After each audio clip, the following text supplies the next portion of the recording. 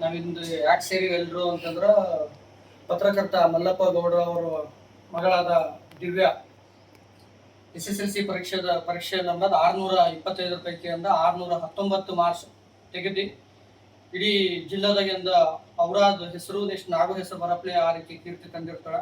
ಒಬ್ಬ ಪತ್ರಕರ್ತರ ಮಗಳನ್ನು ಕೂಡ ಎಂಬ ಸಾಧನೆ ಮಾಡಬಹುದು, ನೆಕ್ಸ್ಟ್ ಎಲ್ಲ ಕಡೆ ಎಂಬುದು ಒಳ್ಳೆ ಮೆಸೇಜ್ ಕೊಡಬಹುದು ಎಂಬುದಕ್ಕೆ ಅಂತ ದಿವ್ಯಾ ಎಂದ ಉದಾಹರಣೆಗಳ. ಇವತ್ತು ಯಾಕೆ ನಾವು ಸನ್ಮಾನ ಮಾಡತ್ತೀವಿ ಅಂತಂದ್ರ ಇದೇ ರೀತಿ ನಮ್ಮ ಪತ್ರಕರ್ತರ ಎಲ್ಲರೂ ಮಕ್ಕಳು ಎಂಬುದು ಇದೇ ರೀತಿ ಅಭಿವೃದ್ಧಿ ಆಗ್ಬೇಕು, ಇದೇ ರೀತಿ ಎಂಬುದು ಅಂಕ ಗಳಿಸ್ಬೇಕು, ಅವ್ರಿಗೆಲ್ಲರಿಗೂ ನಮ್ಮ ಸಂಘದಿಂದ ಎಂಬುದು ಪ್ರೇರಣೆ ಸಿಗ್ಲಿ ಅಂತಂಬುದು ಪ್ರೋತ್ಸಾಹ ಮಾಡೋ ಕಡೆಯಿಂದ ಒಂದು ಸಣ್ಣ ಮಟ್ಟದ ಒಂದು ಸನ್ಮಾನ ಇಟ್ಕೊಂಡಿವಿ. ನೆಕ್ಸ್ಟ್ ನಮ್ಮ ಸಂಘದಿಂದ ಕೂಡ ರಾಜ್ಯ ಮಟ್ಟದಾಗ ದಿವ್ಯಾ ಕರ್ಷಂದ ಅವರು ಕೂಡ ಸನ್ಮಾನ ಮಾಡ್ತಾ ಇದ್ದಾರೆ. ನೆಕ್ಸ್ಟ್ ನಗದು ಬಹುಮಾನನೂ ಕೂಡ ಅವ್ರು ಕೊಡ್ತಾ ಇದ್ದಾರೆ.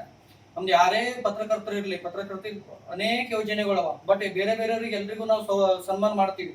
ಬಟ್ ನಮ್ಮ ಪತ್ರಕರ್ತರು ಒಬ್ರು ಮಗಳು ಬಂದಾರ ಅಂತಂದ್ರೆ ಅವ್ರಿಗೆ ನಾವ್ಯಾಕೆ ಸನ್ಮಾನ ಮಾಡ್ಬಾರ್ದು, ನಾವ್ಯಾಕೆ ಪ್ರೇರಣೆ ಕೊಡ್ಬಾರ್ದು. ಪತ್ರಕರ್ತ ಸಂಘದಿಂದ ಇವತ್ತ ಮಗು ದಿವ್ಯಾ ನಮ್ಮ SSLC ಪರೀಕ್ಷೆಯಲ್ಲಿ ತಾಲೂಕು ಮಟ್ಟದಲ್ಲಿ ಅದ್ಭುತವಾಗಿ ಸಾಧನೆ ಮಾಡಿದ್ದಾರೆ. ಅದಕ್ಕೆ ನಮ್ಮ ಸಂಘದ ಪರವಾಗಿ ಅವಳಿಗೆ ಇವತ್ತೊಂದು ಸತ್ಕಾರ ಮಾಡಿ ಒಂದು ಒಳ್ಳೆಯ ಸಂದೇಶ ಹೋಗ್ಬೇಕು ಸಮಾಜಕ್ಕೆ.